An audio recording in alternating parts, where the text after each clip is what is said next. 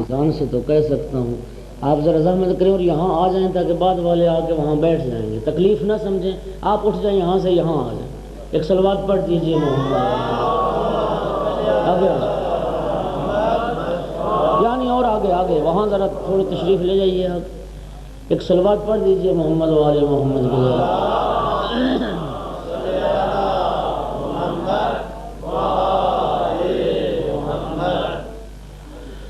رحم اللہ من قرأ الفاتحہ۔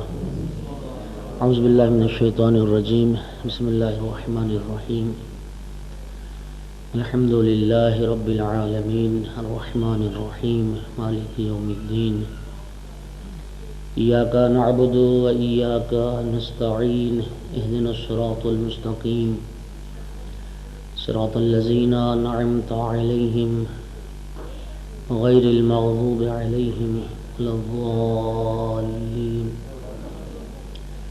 اللهم اغفر للمؤمنين والمؤمنات والمسلمين والمسلمات الأحياء منهم والأموات، تابع اللهم بيننا وبينهم بالخيرات إنك مجيب الدعوات إنك على كل شيء قدير۔ اللهم صل على محمد وعلى محمد، صلوات سارے بلند آواز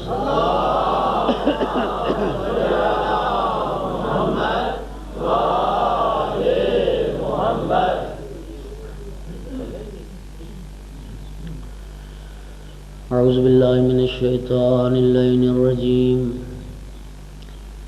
بسم اللہ الرحمن الرحیم، الحمد للہ رب العالمین والعاقبۃ للمتقین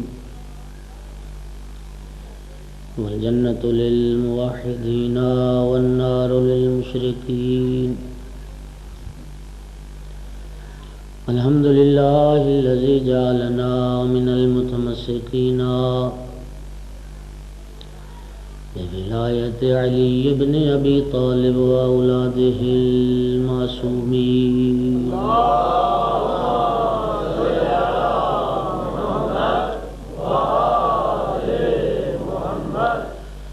الحمد للہ الذی جعلنا من الباقین علی سید الشہداء وأولادہ وأصحابہ المظلومین۔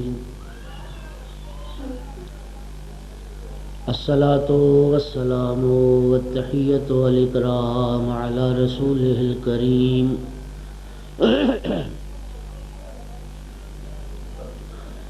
شفیع المذنبین انیس الغریبین رحمۃ للعالمین۔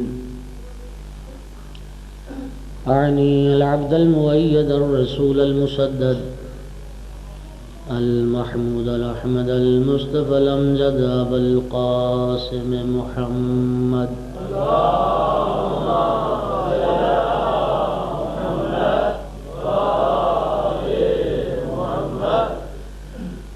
ثم الصلاة والسلام والتحیۃ والإکرام علی آلہ الطیبین الطاہرین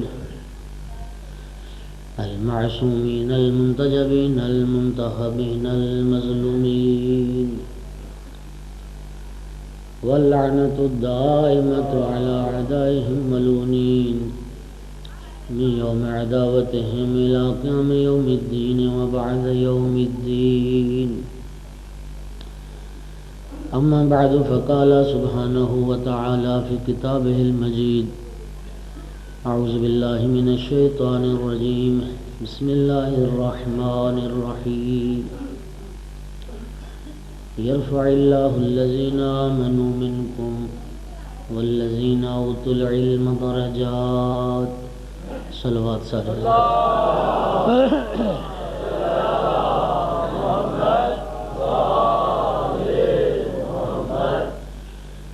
سامعین محترم، حاضرین مجلس، موالیان حیدر کرار، عزاداران آل محمد، علم اور وارثان علم کے عنوان سے آج چھٹا سلسلہ گفتگو ہے۔ اللہ رب العزت ارشاد فرماتا ہے کہ عزت و عظمت صاحبان ایمان کے لیے ہے اور صاحبان علم کے لیے ہے۔ درجے، درجات، مرتبے، رتبے اللہ صاحبان ایمان کے بلند فرماتا ہے اور صاحبان علم کے بلند فرماتا ہے۔ جناب امیر المومنین نے فرمایا کہ لا شرف کالعلم، علم جیسا کوئی شرف نہیں، علم جیسا۔ اور اگلا جملہ حضرت کا بڑا خوبصورت ہے، فرمایا اذا ارسل اللہ عبدا حاضر علیہ العلم، اللہ جب کسی بندے کو ذلیل کرنا چاہتا ہے اسے علم سے محروم کر دیتا ہے۔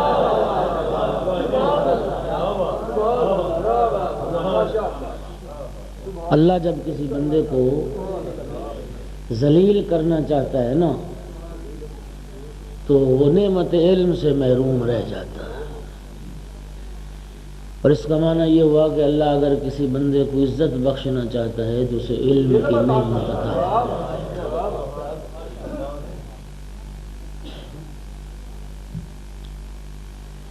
علم بڑی عظمت، اس لیے امیر المومنین ارشاد فرماتے تھے رضینا قسمت الجبار فینا لنا علم وللعداء مالو، ہم اس جبار کی تقسیم سے راضی ہیں جس نے ہمیں علم دیا ہے، ہمارے دشمنوں کو مال دیا۔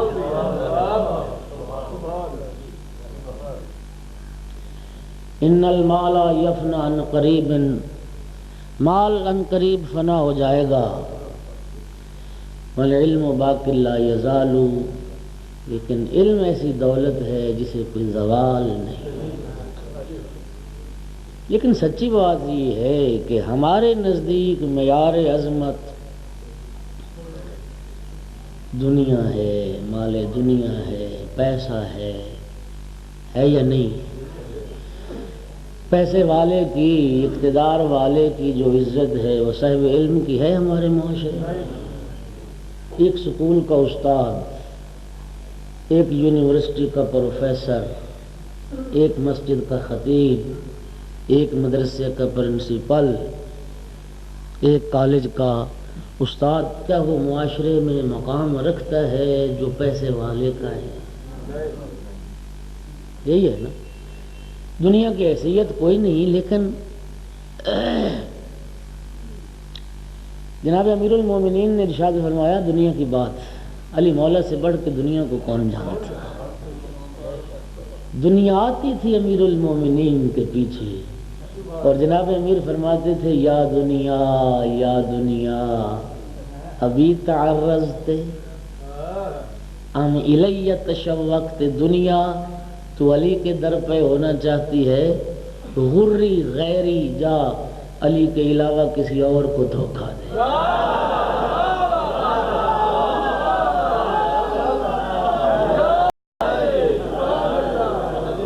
غری غیری جا، علی کے علاوہ کسی،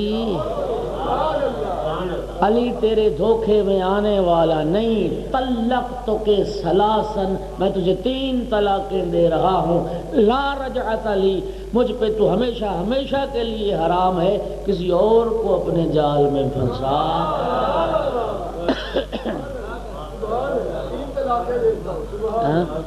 اور دیوان امیر المومنین،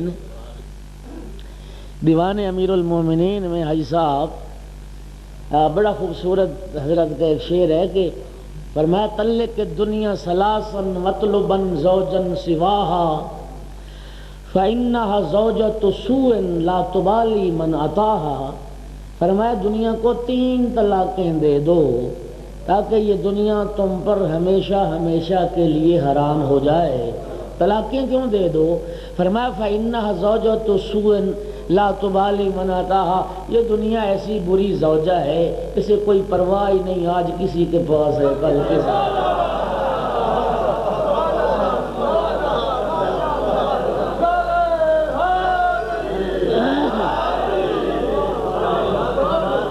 ایسے ہی ہے یا نہیں؟ یہ تو ایسی بری زوجہ جی جو ہر روز نیا شوہر بدلتے ہیں، یہی مطلب ہے۔ آج کسی کے پاس ہے اور کل کسی سے وفا نہیں کی اس دنیا نے۔ اچھا مجھے بتائیے، میرا بھائی کسی کو طلاق دے دے، میں اس کو دوبارہ عقد میں لانے کو تیار نہیں، اور جسے ہمارا مولا طلاق دے،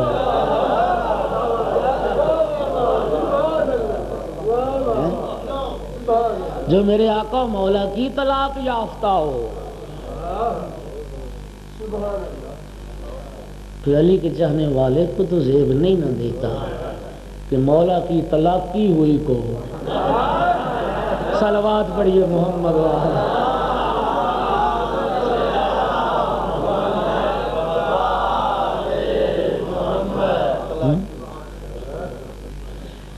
لیکن دنیا ہمارا ماحول اور معاشرہ دنیا، چونکہ محبت دنیا ہم پہ غالب ہے۔ رحمت دو عالم فرمایا کرتے تھے اپنے اصحاب کو خطاب کر کے کہ میں تمہارے متعلق، اپنے بعد تمہارے متعلق کسی شے سے نہیں ڈرتا، اور کسی چیز کے بارے میں مجھے اتنا خوف نہیں جتنا مجھے یہ خوف ہے کہ میرے بعد کہیں محبت دنیا تم پر غالب نہ آ جائے۔ یہ محبت دنیا کا غلبہ تھا جس نے اہل بیت کو مظلوم بنایا، نہیں تھا؟ آل رسول کو جو حق سے محروم کروایا اور کیا گیا، یہ محبت دنیا کا کرشمہ۔ یہ کربلا کا واقعہ جو بپا ہوا، یہ محبت دنیا کا نتیجہ تھا۔ جی کیوں تیار ہو گیا تھا عمر ابن سعد فرزند رسول کے قتل پہ؟ دنیا کی محبت، رے کی جاگیر اور رے کی حکومت۔ فرزند رسول نے فرما دیا تھا رے کو چھوڑ تیری جنت کا ضامن۔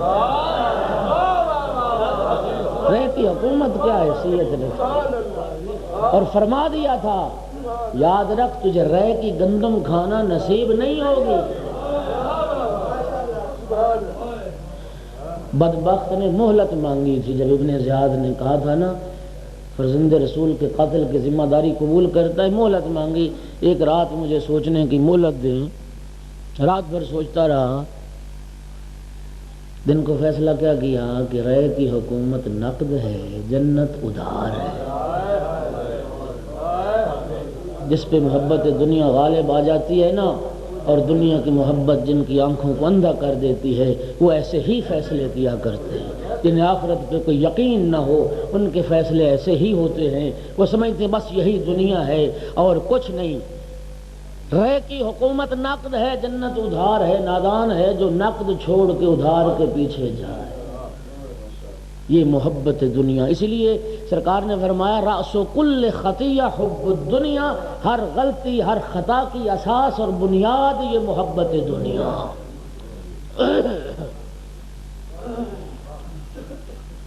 اور میں ایک اور بات کی بھی وضاحت کر دوں، اس کا یہ مطلب بھی نہیں کہ اسلام ہمیں فقیر دیکھنا چاہتا ہے، نہیں۔ ان دو باتوں کو الگ الگ کرنا ذرا۔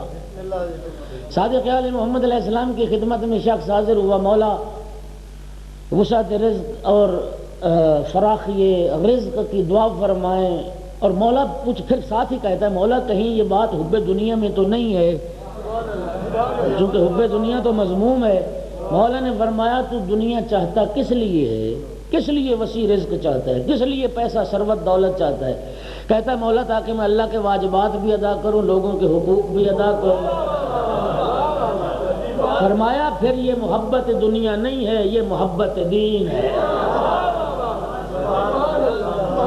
نیکی کرنے کے لیے۔ اور آج پیسے کے بغیر تو کوئی کام نہیں ہوتا۔ غرض یہ ہو کہ اللہ مجھے اتنا وسیع رزق عطا فرمائے کہ میں خداوند عالم کی رضا اور محمد و آل محمد کی رضا کے لیے اور ان کے مذہب و مکتب کی ترویج کے لیے صرف کروں، میں صلہ رحمیاں کروں، میں حج و زیارات کروں، میں اقربا جو غربا ہیں ان کی مدد کروں، فرمایا یہ محبت دنیا نہیں ہے، یہ محبت دین ہے۔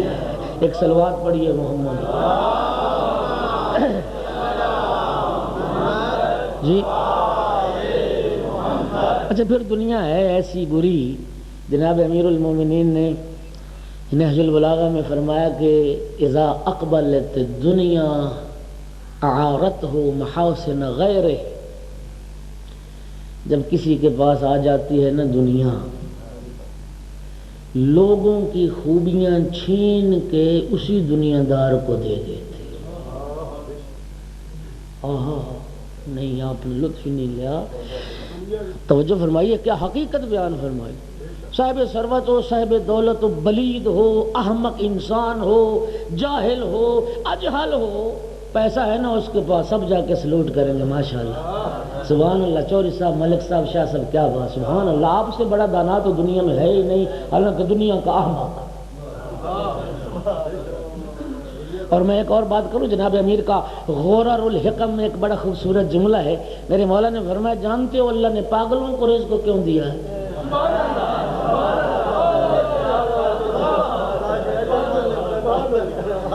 پاگلوں کو، اور میں یہ سمجھتا ہوں کہ پاگل زیادہ کھاتے ہیں، پاگلوں کو رزق کیوں دیا مولا؟ آپ فرمائیں۔ فرمایا اللہ نے پاگلوں کو رزق دے کے دنیا والوں کو سمجھانے کی کوشش کی ہے کہ رزق عقل کی بنیاد پہ تقسیم نہیں ہوتا۔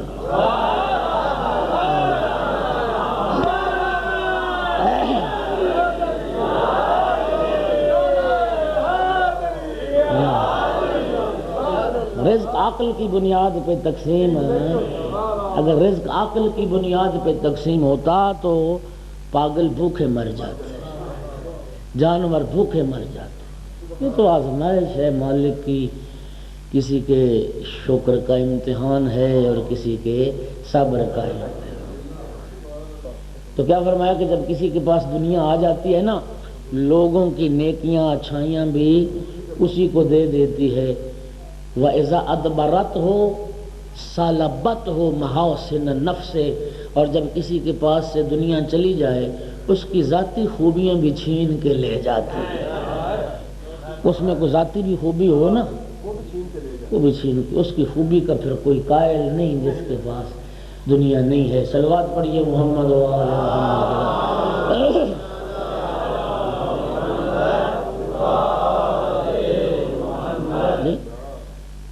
تو علم مال دنیا سے افضل ہے، ہم مانیں نہ مانیں لیکن حقیقت تو وہی ہے نا جو میرے مولا کی زبان سے صادر ہے۔ 10 افراد آئے تھے جناب امیر علیہ السلام کے پاس، اور ہر کسی نے یہی سوال کیا تھا، یا علی علم افضل ہے یا مال؟ جناب امیر علیہ السلام نے ہر سائل کے جواب میں علم کی فضیلت پر ایک نئی دلیل ذکر فرمائی۔ 10 دلیلوں سے علم کی مال پر فضیلت کو ثابت کیا، اور مولا نے پھر فرمایا تھا کہ تم تو 10 افراد تھے، کیا میں قیامت تک تم سوال کرتے رہتے نا یہی ایک سوال کرتے رہتے، علم افضل ہے یا مال؟ فرمایا کہ میں ہر سوال کے جواب میں علم کی عظمت پر ایک نئی دلیل۔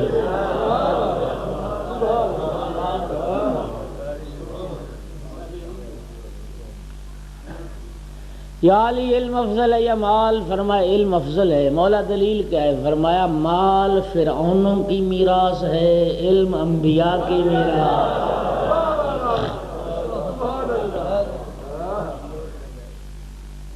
مال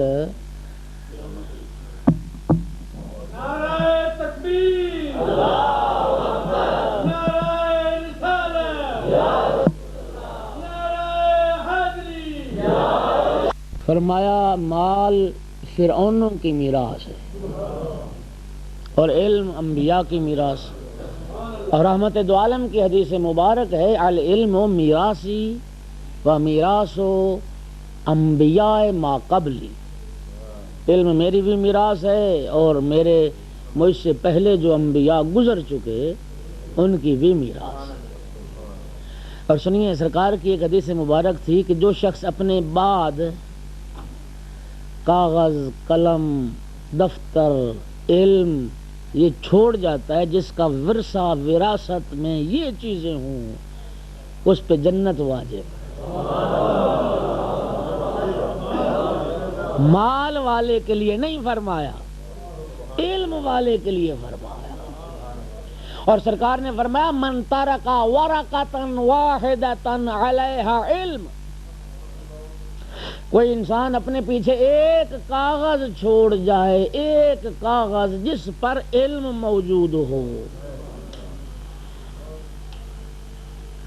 جس علم سے لوگ نفع حاصل کریں۔ حدیث مکمل کرنے لگو، میری طرف دیکھنا۔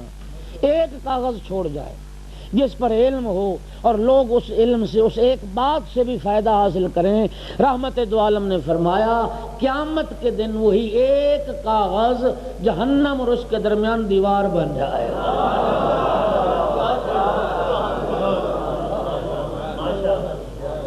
جی سرکار نے فرمایا تھا اگر مال میں کوئی خوبی ہوتی نا، مچھر کے پر جتنی بھی حیثیت ہوتی نا مال دنیا کی، رب العزت کبھی یہ دنیا فرعون کو نہ دیتا، قارون کو نہ دیتا، نمرود کو نہ دیتا۔ علم فضیلت ہے۔ دوسرا شخص ہے یا علی علم افضل ہے یا مال؟ فرمایا علم افضل ہے۔ دلیل کیا ہے؟ فرمایا مال خرچ کرنے سے کم ہو جاتا ہے، علم خرچ کرنے سے بڑھتا چلا جاتا ہے۔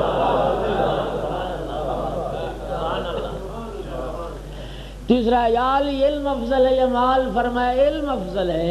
دلیل کیا ہے؟ فرمایا مال چرایا جا سکتا ہے، علم چرایا نہیں جا سکتا۔ اگلا یا علی علم افضل ہے یا مال؟ فرمایا علم افضل ہے۔ دلیل کیا ہے؟ فرمایا مال کی تم حفاظت کرتے ہو، علم تمہاری حفاظت کرتا ہے۔ اگلا یا علی علم افضل ہے یا مال؟ فرمایا علم افضل ہے۔ دلیل کیا ہے؟ فرمایا مال والے کے دشمن زیادہ ہیں، علم والے کے دوست زیادہ ہیں۔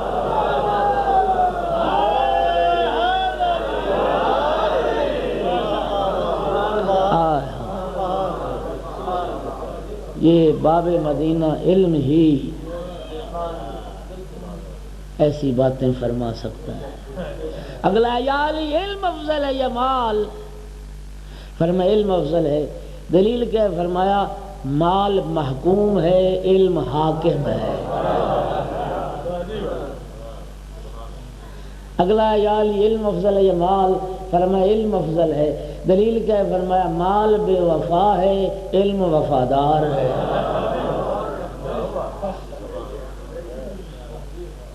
حضرت نے فرمایا کہ مال جب تک جیب میں رہتا ہے فائدہ نہیں دیتا، جیب میں جب تک رہتا ہے فائدہ، جیب سے نکلتا ہے تو فائدہ پہنچتا ہے، علم پاس رہتے ہوئے فائدہ پہنچاتا ہے۔ دوستو یہ ساری دلیل ہے۔ آپ عظیم ہیں، اللہ آپ کو سلامت رکھے۔ پتنی سرفراز بھائی آج شاید انہیں کام تھا کوئی، چلے گئے۔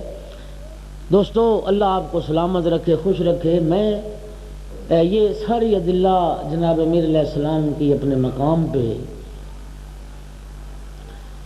ایک ایسا خوبصورت جملہ ہے جناب امیر کا عظمت علم پر نہج البلاغہ میں، یقین فرمائیے کہ میں جب بھی یہ جملہ پڑھتا ہوں نا ایک نشہ سا چھا جاتا، اتنا ایک کیف ہے اور ایک سرور ہے اور ایک لذت ہے، اور میں اب دیکھوں گا کہ آپ بھی وہ لذت اور سرور حاصل کر پاتے ہیں یا نہیں۔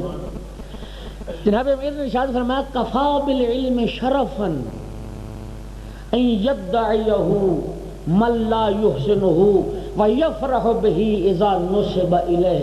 فرمایا اگر علم کی عظمت پر، علم کے شرف پر کوئی دلیل نہ ہو، علم کی عظمت کے لیے اتنی ساری بات کافی ہے، جاہل کو بھی عالم کہہ دو تو خوش ہو جاتا ہے۔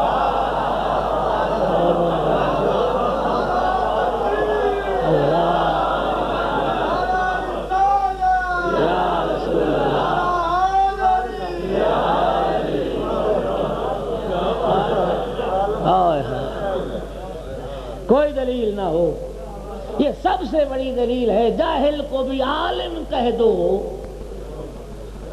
تو خوش ہو جاتا ہے۔ آپ کو کوئی عالم کہہ دے تو آپ ناراض ہوتے ہیں؟ خوش ہوتے جی مجھے، ہاں اچھا مجھے جب کہتے ہیں نا جی علامہ اخلاق شیرازی تو میں بھی پھول جاتا ہوں، خوش ہوں، حالانکہ مجھے پتہ ہے میں علامہ نہیں، علامہ کی منزل بہت بلند، لیکن خوش تو ہوتا ہوں کہ ظاہر علمی کے ساتھ نسبت دے رہے ہیں نا۔ حضرت امیر نے فرمایا کہ علم کی نسبت سے ہر کوئی خوش ہوتا ہے۔ اور اگلا جملہ لطف لیجئے، اس سے بھی زیادہ خوبصورت ہے۔ مولا نے فرمایا وَكَفَى بِالْجَهْلِ ذَمًّا أَن يَبْرَأَ مِنْهُ مَنْ هُوَ فِيهِ۔ فرمایا جہالت کی مذمت پر کوئی دلیل نہ ہو، جہالت کی مذمت کے لیے اتنی ساری بات کافی ہے، جاہل کو بھی جاہل کہہ دو تو ناراض ہو جاتا ہے۔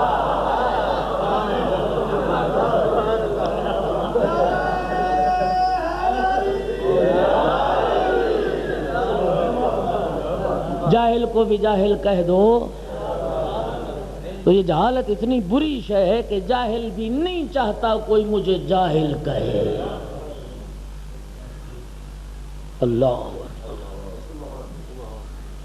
اور دوستو خوش نصیب ہو مکتب اہل بیت سے وابستہ ہو، اور مذہب اہل بیت مذہب علم ہے۔ نہیں آپ نے اس بات کا نا وزن نہیں کیا، مکتب اہل بیت مکتب علم ہے، مذہب اہل بیت مذہب علم ہے۔ اور دلیل یہ ہے میرے پاس، خدا کی قسم کھا کے کہتا ہوں کہ دنیا کے کسی مذہب کا امام باقر العلوم نہیں ہے۔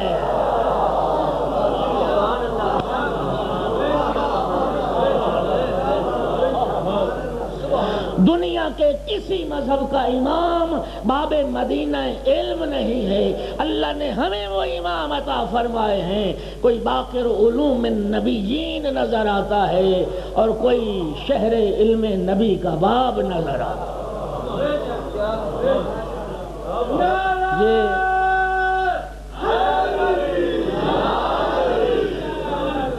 یہ رحمت دو عالم نے ہمارے آقا اور مولا اور ہمارے امام امیر المومنین کے لیے فرمایا تھا، انا مدینۃ العلم وعلی بابھا۔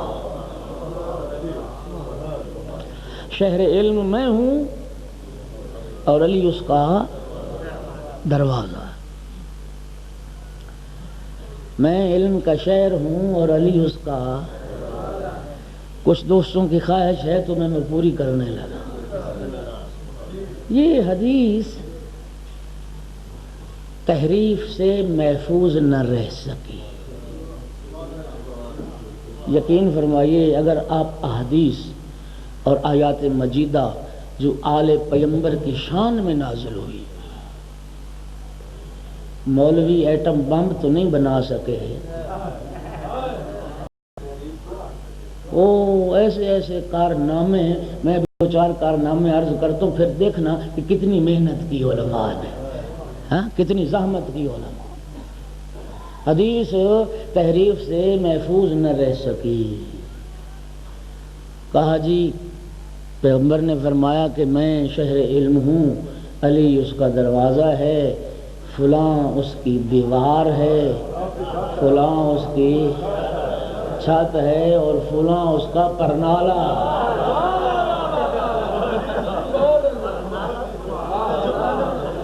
ہائے ہائے، توجہ توجہ توجہ۔ بھئی وحدت مسلمین کی ہم تو بات کرتے ہیں، اور اتحاد اس زمانے کی اہم ضرورت ہے، اور میں تو ٹوٹے دلوں کو جوڑنے والا ہوں، میں دل توڑنے والا نہیں۔ میں یہ نہیں چاہتا کہ ذکر آل محمد میں کوئی آئے اور اس کے دل کو کوئی ٹھیس لگے، نہیں، آئیں اور حق و حقائق و حقیقت سے وہ آگاہ ہوں۔ میرے دوستو، فرض کر لیں کہہ دیا پیغمبر نے کسی کے بارے یہ دیوار ہے اور یہ چھت ہے اور یہ پرنالہ ہے، تو کہہ دیا تو کیا ہو گیا، کہہ دیا ہوگا، مان لیتے ہیں، تنزل کر جاتے ہیں ہم۔ لیکن یہ جملہ حدیث کا قابل توجہ ہے کہ رحمت دو عالم نے فرمایا انا مدینۃ العلم وعلی بابها ومن اراد العلم فلیات علی الباب۔ رحمت دو عالم نے فرمایا شہر علم میں ہوں، دروازہ علی ہے، جسے علم چاہیے وہ دروازے پہ آئے۔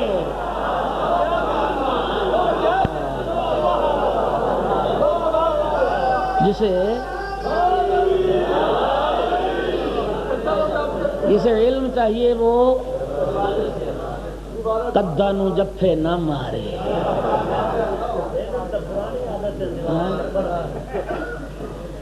چھتیں پھلانگنے کی ضرورت نہیں، پر نالے کے نیچے آنے کی ضرورت ہے۔ ہائے ہائے ہائے، کیا کرے وہ دروازے پہ آئے۔ جسے علم چاہیے انا دار الحکمت وعلی باب من اراد الحکمت فلیات علی الباب، حکمت کا گھر میں ہوں، علی دروازہ ہے، جسے حکمت چاہیے وہ دروازے۔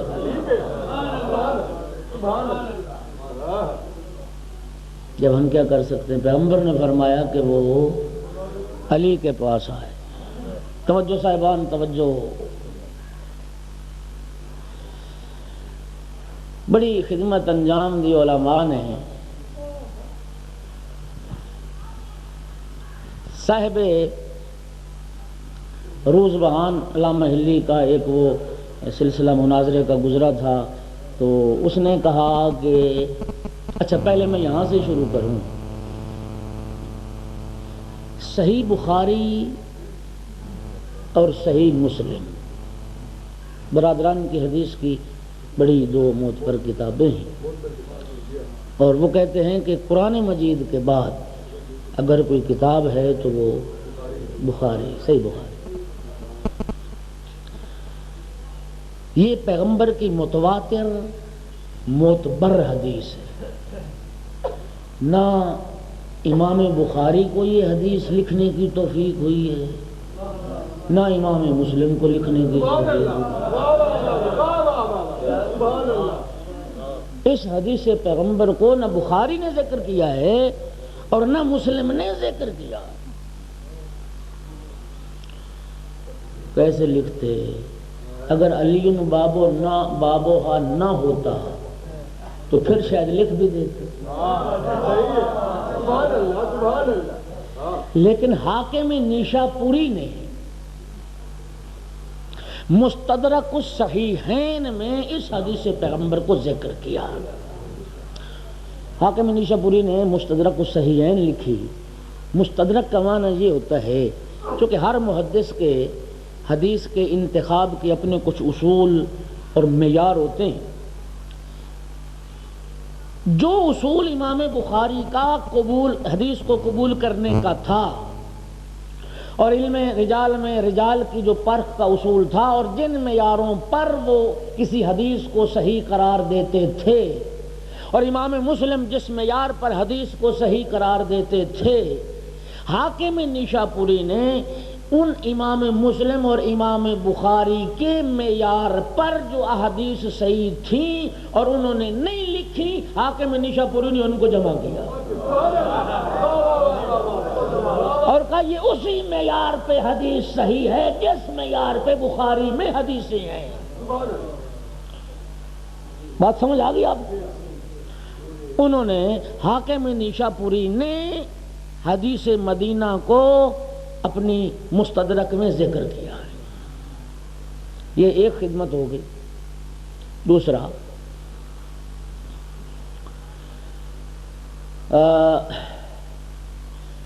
علامہ روزبہان نے کہا کہ یہ حدیث تو ٹھیک ہے،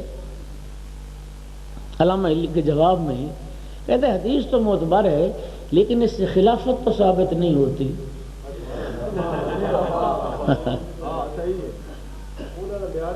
اچھا، اس سے خلافت ثابت نہیں ہوتی، باطل نماز سے ہوتی ہے۔ صلوات پڑھیے محمد وعلی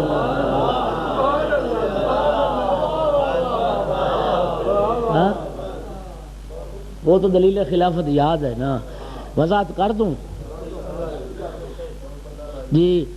کیا کہا کہ وہ جی پیغمبر نے عالم بیماری میں تھے اور فلاں سے کہہ دیا نماز پڑھانے کا، اور چونکہ انہوں نے پیغمبر کو پیغمبر کی موجودگی میں نماز پڑھائی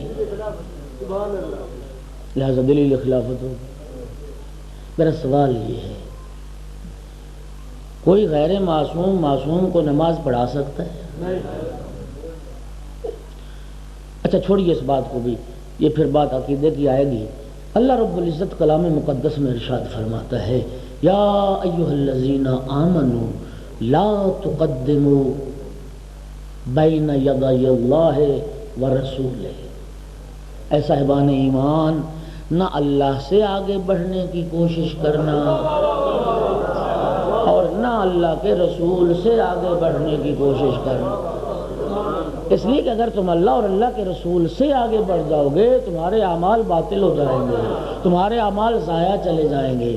یہ جو کسی کو نماز پڑھائی جاتی ہے پیچھے کھڑے ہو کے پڑھائی جاتی ہے یا آگے کھڑے ہو کے پڑھائی جاتی ہے؟ ہاں؟ اور اگر کسی نے پیغمبر کے آگے کھڑے ہو کے نماز پڑھا دی، قرآن کہتا ہے باطل ہے، تو دلیل خلافت بنائی پھرتا ہے۔ توجہ میرے محترم صاحب سوائے کے محرقہ آئے، ان کی خدمت دیکھی، ایٹم بم تو نہیں بنایا لیکن خدمت بڑی انجام دی۔ انہوں نے کہا یہ حدیث صحیح ہے کہ سرکار نے فرمایا میں شہر علم ہوں وعلی بابھا، اور اس کا دروازہ علی ہے۔ کہا یہ نام تھوڑا ہے، یہ علی تو صفت ہے، علی کا معنی ہوتا ہے بلند۔ پیغمبر نے یہ کہا شہر علم میں ہوں، اس شہر کا دروازہ بلند ہے۔ غور کیجئے اس شہر کا دروازہ بلند ہے۔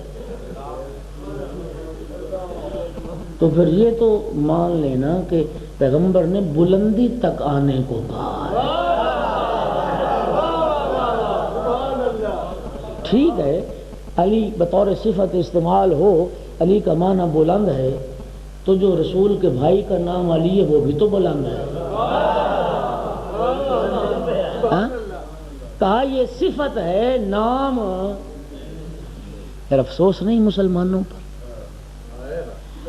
اگر پیغمبر نام ذکر کرتے ہیں تو کہتے ہیں یہ صفت ہے،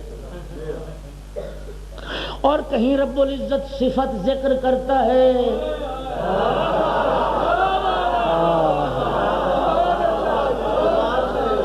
وَمِنَ النَّاسِ مَن يَشْرِي نَفْسَهُ ابتغاء مرضات اللہ۔ پڑھیے لوگوں کی تفاسیر، رب العزت نے یہاں نام تو نہیں نہ لیا مولا علی کا، یہاں صفت بیان کی کہ لوگوں میں سے ایک انسان ایسا بھی ہے جو اللہ کی رضا کے لیے اپنی جان بیچ ڈالتا ہے۔ اللہ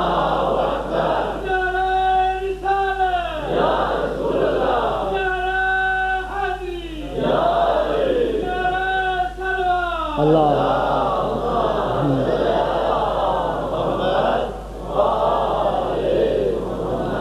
صفت ذکر کی، اور یہاں پہ علماء کی خدمت دیکھیے، کہا یہ آیت ابن ملجم کی شان میں ہے۔ ہاں، جن دلوں میں بغض علی سمایا ہو وہ ایسی ہی باتیں کرتے ہیں۔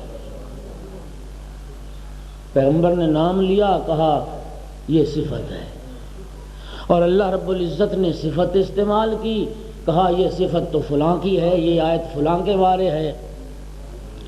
تو پیغمبر سمجھ گئے کہ بغض علی والوں کی بیماری یہ ہے، نام لوں گا تو کہیں گے صفت ہے، صفت ذکر کروں گا تو کسی اور کی بنا دیں گے، اس لیے پیغمبر نے غدیر میں نام بھی لیا، صفت بھی ذکر کی، بازو بلند کر کے بھی دکھایا۔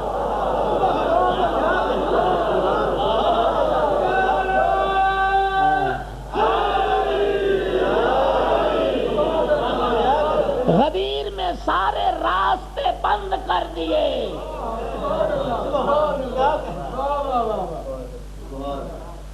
سرکار نے سارے راستے بند کر دیے۔ اب کیا کرو گے؟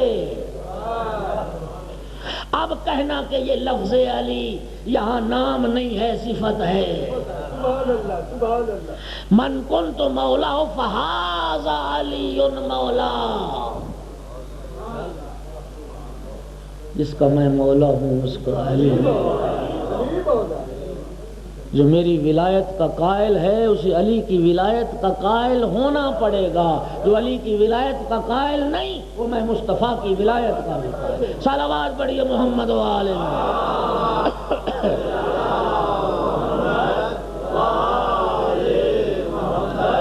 وقت ساتھ چھوڑ رہا ہے جی، آپ اچھے مجلس سے نہیں پڑھتے ہوتے پتہ ہوتا ہے کیسے پڑھی جاتی ہے۔ آپ کی سماعت کو داد ہے، سلامت ہے، محبت ہے آپ کی، اور ہے بھی ایسے۔ مومن کی شان یہ ہے کہ حضرت امیر کے فضائل سنتا تھکتا۔ کتاب القطرب صداقت مستنبط نے ایک بڑی طولانی حدیث ذکر کی ہے، میں وہ ہٹ جاؤں گا اس موضوع سے۔ تو سرکار ابو ذر کو رحمت دو عالم امیر المومنین کا تعارف کروا رہے ہیں اور جناب امیر کے فضائل سنا رہے ہیں۔ سرکار دو چار جملے پڑھتے، رکتے، حضرت ابو ذر عرض کرتے زدنی یا رسول اللہ، یا رسول اللہ بس نہ کیجئے اور فضائل علی سنائیے۔ سرکار پھر کچھ جملے ارشاد فرماتے، خاموش ہوتے، ابو ذر پھر کہتے زدنی یا رسول اللہ۔ یہ مومن کی شان ہے کہ فضائل امیر سنتے تھکتا نہیں ہے۔ صلوات بڑی عظمت امیر المومنین۔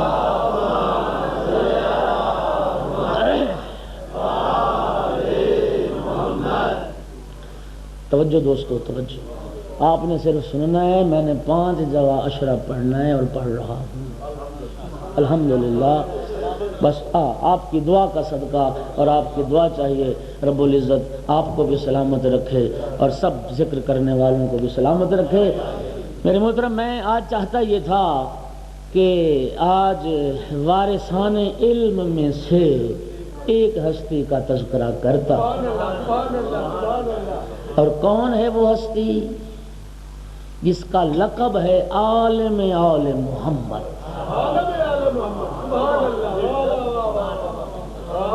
عالم آل محمد کا ذکر کرنا چاہتا تھا۔ کون ہے عالم آل محمد؟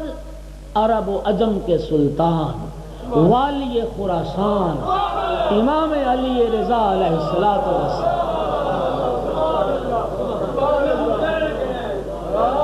جی، سلطان العرب والعجم، والی خراسان، اور یہ لقب عالم آل محمد کا عطا کس نے کیا؟ امام رضا علیہ السلام کے دادا نے، جس کے مذہب کے تم پیروکار ہو، امام جعفر جی، سلطان العرب والعجم،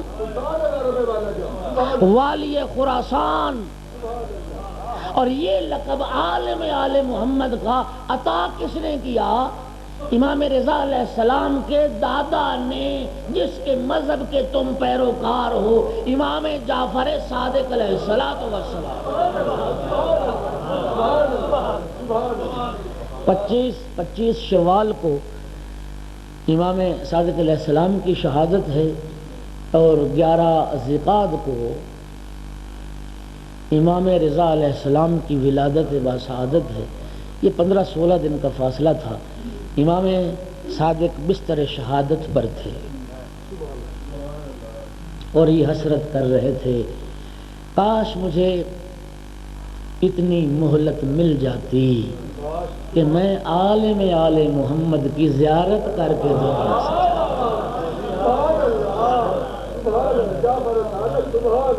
عالم آل محمد کی زیارت کر کے دنیا سے جاتا. بس وقت نہیں رہا. مقام مرو میں ساری باتیں چھوڑ دیں. مقام مرو میں مامون نے ایک بہت بڑا علمی مناظرہ رکھا تھا امام رضا علیہ السلام سے اور پوری دنیا سے مختلف مذاہب کے علماء جمع کی، جن میں آتش پرست تھے، زرتشتی تھے، ستارہ پرست تھے. ان کا سب سے بڑا عالم عمران صابی تھا، جن میں متکلمین تھے، جن میں اہل حدیث تھے، جن میں اہل قرآن تھے، جن میں یہودی علماء تھے. راس الجالوت ان کا سب سے بڑا عالم تھا. جن میں عیسائی علماء تھے. جاسلیک ان کا سب سے بڑا عالم تھا. جن میں دہریے تھے. دنیا کے مختلف مذاہب کے علماء سرکار رضا سے مناظرہ کرنے کے لیے جمع. سرکار کا ایک غلام ہے ہرسمہ ابن عیون، جب پتہ چلا نا کہ دنیا بھر سے مختلف مذاہب کے علماء مامون نے بلائے ہیں تو دوڑتا ہوا ہانپتا کانپتا ہوا سرکار رضا کی خدمت میں عرض کرتا فرزند رسول میں ایک اہم خبر لایا ہوں. مولا نے فرمایا کیا خبر ہے؟ مولا مامون نے پوری دنیا سے مختلف علماء جمع کیے ہیں آپ سے مناظرے کے لیے. تو مولا نے فرمایا پھر اس میں گھبرانے والی بات کیا ہے؟ تو گھبرایا ہوا کیوں ہے؟ کہتا ہے مولا میں اس لیے جلدی آیا ہوں کہ آپ کو اطلاع کروں کہ آپ تیار ہو جائیں.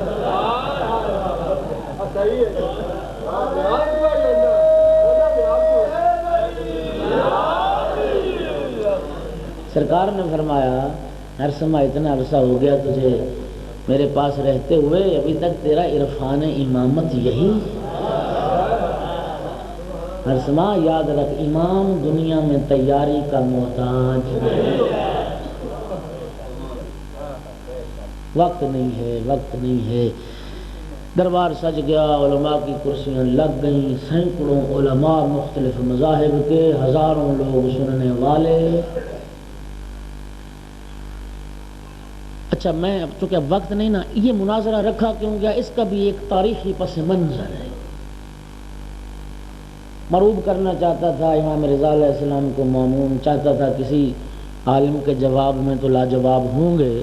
تو یہ بہرحال وہ ایک الگ وہ سیاسی اغراض تھیں اور کیا تھا وہ ایک الگ بحث ہے. تو دربار سج گیا تو مامون نے کہا کہ فرزند رسول کو مروب کیا جائے. وہ جو پروٹوکول پہلے تھا حضرت کا آج کی اصطلاح میں وہ نہ ہو. دربانوں سے کہا کہ دربار کے پردے نہ ہٹائے جائیں اور اہل دربار سے کہا کوئی تعظیم کے لیے نہ اٹھے تاکہ مرعوب ہوں حضرت. دربار سج گیا تو مامون نے اپنے غلام کو بھیجا کہ فرزند رسول سے کہو کہ دربار سج چکا ہے اور آپ کا انتظار ہے اور آپ تشریف لائیں. سرکار رضا نے فرمایا کہ تم چلو. مامون کے غلام سے کہا تم چلو اور ہم آتے ہیں. اب سرکار رضا نے دربار جانے کی تیاری شروع کی ہے. نعلین پیغمبر زیب پاک،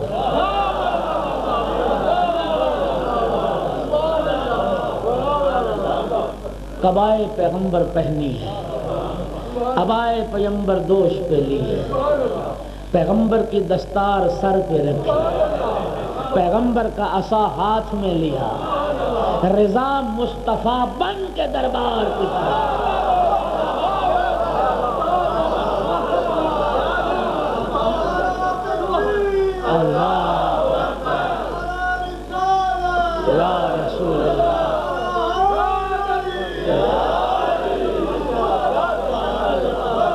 رضا مصطفیٰ بن کے دربار کی طرف چلے.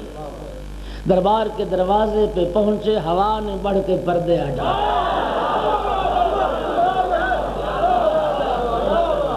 پہلا قدم فرزند رسول نے دربار میں رکھا. پیشانی مبارک سے وہ نور ساتے ہوا مامون تعظیم کے لیے اٹھا.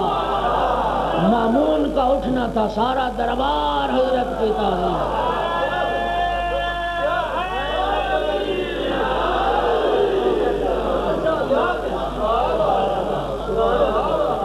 مامون نے اپنے پہلو میں جگہ دی.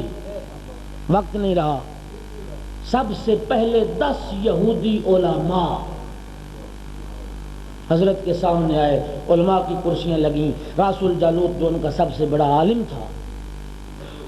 آج بھی یہ جو سفارتی ہوتے ہیں نا تعلقات، تو وہاں سفیر جب مختلف ممالک کے، تو وہاں پھر جو زبانیں اگر ایک دوسرے کی جہاں نہیں جانتے تو ترجمان حکومتوں نے رکھے ہوتے۔ راس الجالوت مامون کو خطاب کر کے کہتا ہے کہ اس شخص سے ہماری گفتگو کیسے ہوگی، یہ عربی زبان ہے اور ہم عربی نہیں جانتے، تو سلسلہ کلام کیسے چلے گا؟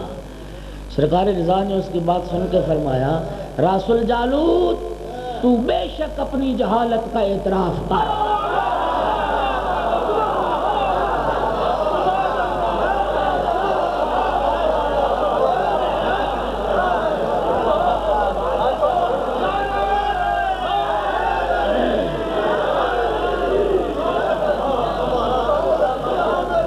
راس الجالوت کی زبان میں، راس الجالوت تو بے شک اپنی جہالت کا اعتراف کر، لیکن جہالت کو ہماری طرف منسوب نہ کر۔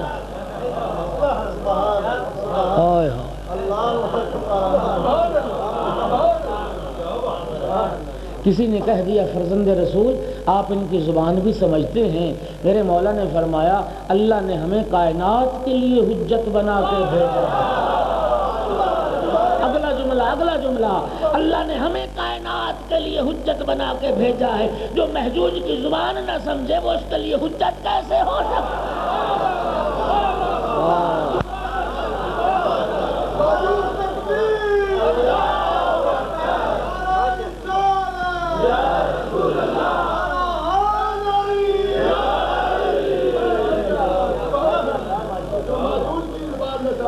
اللہ رب العزت نے کلام مقدس میں فرمایا ہے نا، انبیاء کو پرندوں کی بولی کا علم عطا کیا گیا۔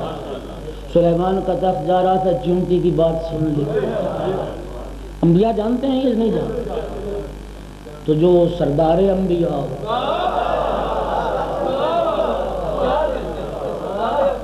وہ جانتے ہیں یا نہیں؟ علامہ اختر عباس قبلہ، مجھے ان کا ایک بڑا خوبصورت جملہ یاد ہے۔ میں ابتدائی طالب علم تھا تو چیچا وطنی میں وہ تشریف لائے، تو انہوں نے فرمایا کہ پتہ نہیں دنیا کو کیا ہو گیا ہے کہ پیغمبر کے بعد جانشینی کے جھگڑے ہیں۔ فرماتے تھے اسی بات پہ فیصلہ ہو جانا تھا۔ وہ اب یہ جملہ میرا ہے، پہلے صاحب کو لے آتے نا، اگر تو وہ بلتی زبان سمجھ جاتے تو ہم خلیفہ مان ہیں۔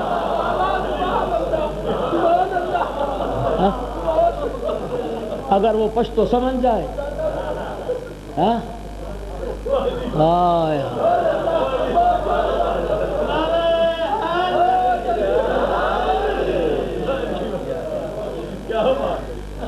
جو محجوج کی زبان نہ سمجھے وہ اس کے لیے حجت کیسے ہو سکتا؟ اور فرمایا، اور دوستو بہار میں یہ روایت موجود ہے، سرکار رضا منبر پہ تشریف فرما تھے، ایک چڑیا آئی، چوں چوں کرنے لگی، پر پھڑ پھڑانے لگی۔ چڑیا اڑی تو فرزند رسول بھی پیچھے چلے۔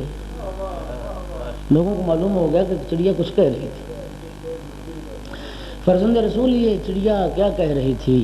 فرمایا میرے پاس فریاد لے کے آئی تھی۔ یہ چڑیا میرے پاس فریاد لے کے آئی تھی کہ فرزند رسول گھونسلے میں میرے چھوٹے چھوٹے بچے ہیں، ایک سانپ کھانے کو بڑھ رہا ہے، میرے بچوں کی حفاظت ہے۔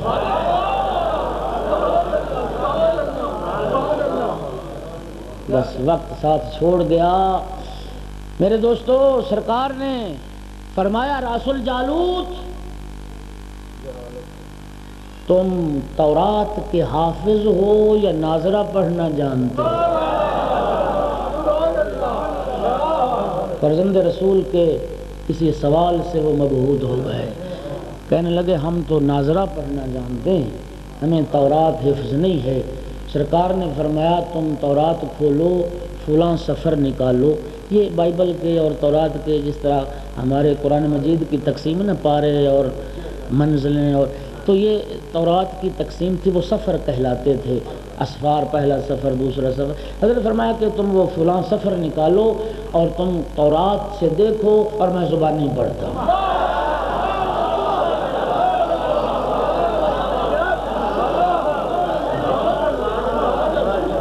تم کتاب سے دیکھو، اور میں 10 یہودی علماء نے تورات کو کھولا، جانشین مصطفیٰ نے، سرکار رضا نے تورات کو پڑھنا شروع کیا۔ ایک رکوع کے لگ بھگ جب تورات پڑھ چکے، فرمایا یہودی علماء تمہیں اس کتاب کا واسطہ اور اس کتاب لانے والے نبی حضرت موسیٰ کا واسطہ، سچ سچ بتانا جو کچھ میں نے پڑھا ہے تورات میں ہے۔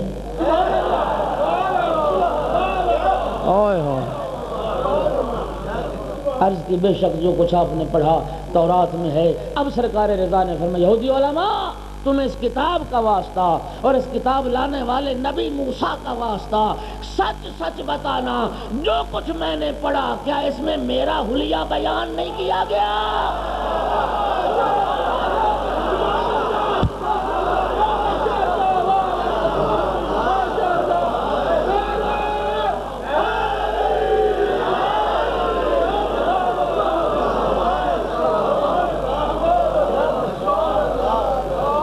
کیا اس میں میرا حلیہ بیان نہیں کیا گیا کہ پیغمبر آخر الزمان کا 8واں جانشین ہوگا، جس کی شکل و شمائل یہ ہوگی، جس کا لباس یہ ہوگا، جس کی کیفیت یہ ہوگی؟ اور خدا جانتا یہودی علماء نے جو تورات کو ایک طرف رکھا اور عرض کی فرزند رسول اپنے جد کا کلمہ بھی پڑھا، اپنے جد کا دین بھی سکھا۔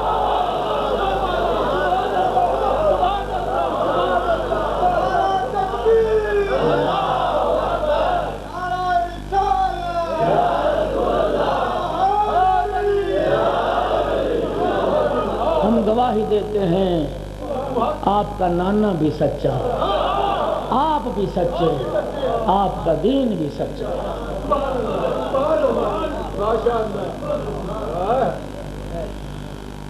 وقت نہیں، کل بات مکمل کروں گا۔ خوش نصیب ہو، ایام عزا ہیں، جی بھر کے رو لو۔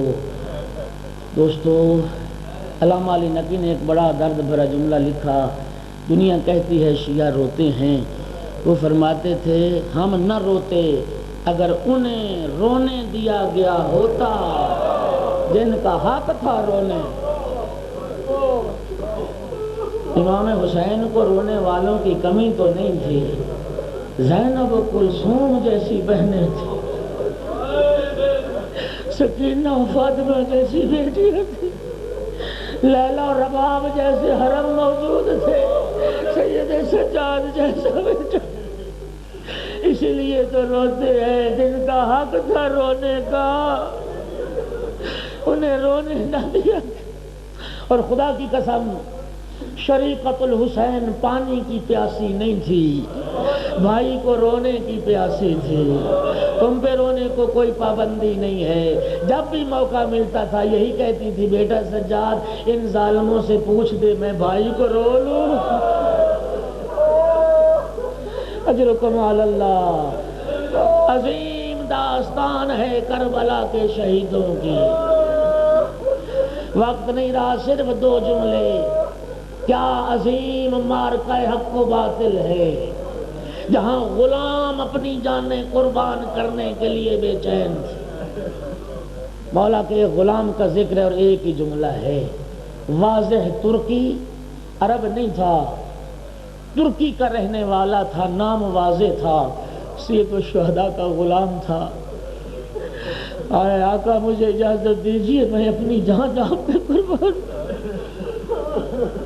فرمایا واضح میں تم پہ راضی ہوں، تم جاؤ، چلے جاؤ، غلام تو آسائش و سہولت کے لیے ہوتے ہیں، تم اپنی جان کیوں قربان کرتے ہو؟ عرض کرتے فرزند رسول یہ کہاں کا انصاف ہے، خوشحالی میں ساتھ رہوں اور امتحان کے وقت میں آپ کو چھوڑ کے چلا۔ اجرکم علی اللہ۔ واضح ترکی کو اذن ملا ہے، عزادارو واضح ترکی نے 25 ملاعین کو فنار کیا ہے۔ فنار کرنے کے بعد جب ضرب لگی ہے نا اور گھوڑے سے گرنے لگے، ایک مرتبہ آواز دی یا مولا ہو ادرکنی۔